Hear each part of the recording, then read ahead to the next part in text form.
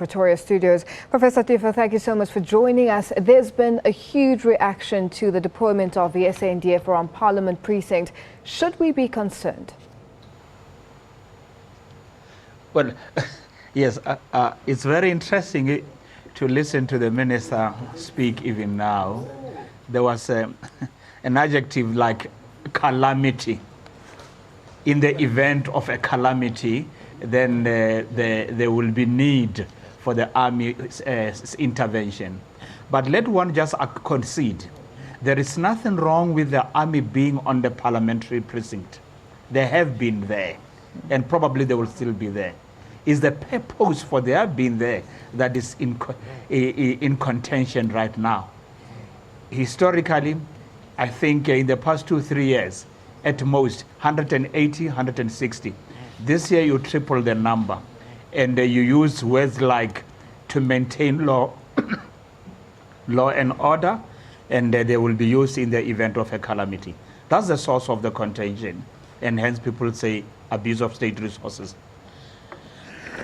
Now, Prof, do you think this is in reaction to what took place last year and the previous year during the State of the Nation address? Certainly. I beg your pardon. Certainly. You would recall how the president was handled. It was in a less dignified way, and there were attempts to contain those who were seen to be responsible. That's one. But with the ultimate expulsion of the EFF, I may use that, but the court pronouncing in their favor that that's a whole hallowed space. The discussion should be allowed, and if there is need beyond that, do it within the constraints of the law and as provided for by the Constitution. Now, some of the opposition parties, Professor Teffo, have already come out and said that there will be a lot of action taking place during the State of the Nation address tomorrow evening. Are we likely to see the same reaction that we saw the previous years, especially last year? Well, the EFF, when it comes to this, they are unpredictable. They strategize in the same way as others would in circumstances of this nature. So you never know what they will do. But it's not only about them.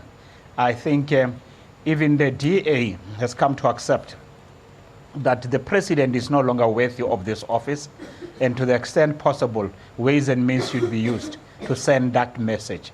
But I think it's a modus operandus, which is a point of variance.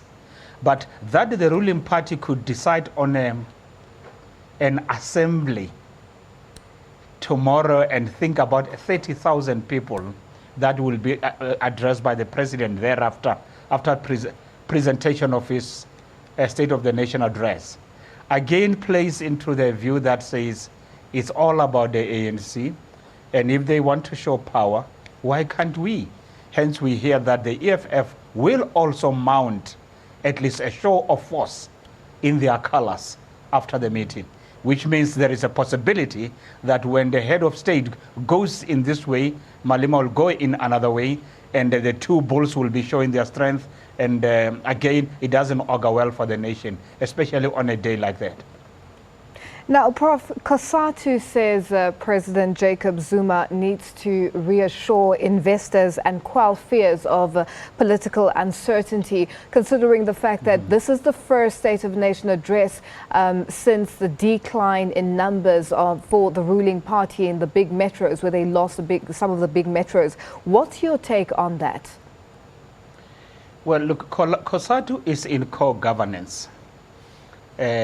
So whatever they say, sometimes I don't put a high premium on it, in as much as they didn't avail themselves for the signing of the minimum wage, which is not a living wage, but nonetheless is something good, something commendable, something to start with. But for COSATU not to be there, but it's neither here nor there for me.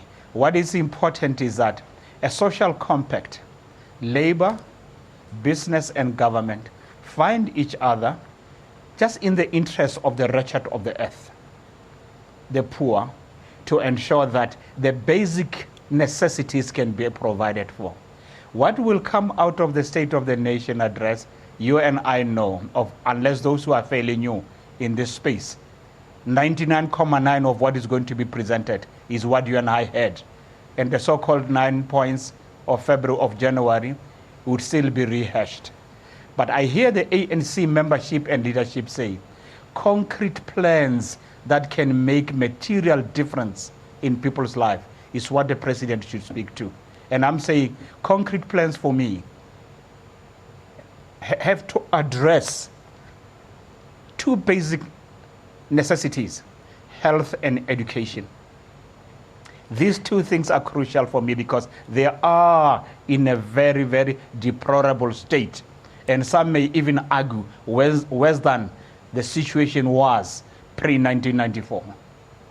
Now, Prof, there's been talk of radical transformation plans. What do you think has changed, if anything has changed? How many times have I heard that? Certainly in the past 10, 15 years. I don't put a high premium on that. All right? Those quasi-socialist rhetoric that sound hollow in the sense that they don't make a difference in the life of the people. Radical economic transformation. Yes, indeed, there has been for a limited few. Yes, indeed, there was a mining in Daba. But I hear even COSATU and other unions says, but all that is about a limited few. Whatever they're doing is a scheme to ensure that a limited few benefit. I'm saying radical economic transformation. Let's see it through the implementation of the National Development Plan. And let's see it in simple terms. Let it be seen to be benefiting the poorest of the poor. But as things stand right now, all these are grand schemes designed by those who have the power or those who don't have the power, but are trying to find ways and means to access the levers of power to enrich themselves. Yes, something good can still come out of this, but concrete plans as members of the ruling party, especially the elders, the senior members, are calling for. Now, Prof, you've already mentioned health, you've mentioned education. What are other big issues that President Jacob Zuma should tackle during the State of the Nation address? Lest we repeat the mistakes made by our neighbors beyond Limpopo, the land question has to be addressed. It gives identity, it gives reason for existence, and above all, it was the primary reason people left the shores of South Africa to go and fight. Not for air-conditioned offices, but for the land, and the land indeed. Remember, the land belongs to us all, the living, the dead, and those to be born. And we have a duty to ensure that we restore what was taken, and we share to the extent possible, and we preserve for posterity. Now, Professor Teffo, just as before we wrap up, what do you make of the Save South Africa campaign? Oh, certainly. I must say I embrace it wholeheartedly. And when it was launched, I attended the first. It's the spirit behind that, right? It's the spirit behind it, the thinking and the rationale for its existence. Forget about the actors, because it is being personalized. Let somebody say it doesn't represent what a sizable chunk of South Africans want.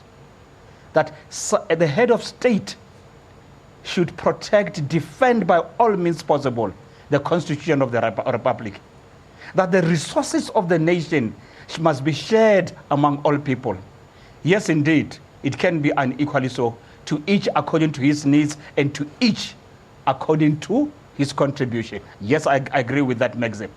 But as things stand, the appropriation and perhaps even privatization of South Africa to a limited few will always, anybody who wants to confront that and to change that will always get support. That's why people who may sound outrageous sometimes get resonance and support in certain quarters, precisely because they say we can no longer continue on this trajectory.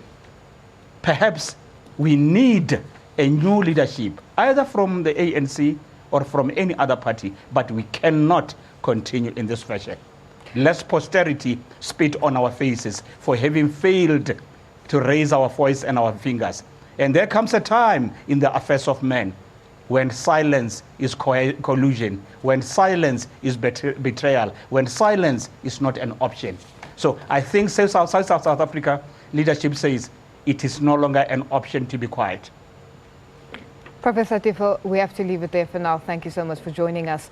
That was political analyst Professor Lesiba Teffo joining us live from our Pretoria studios.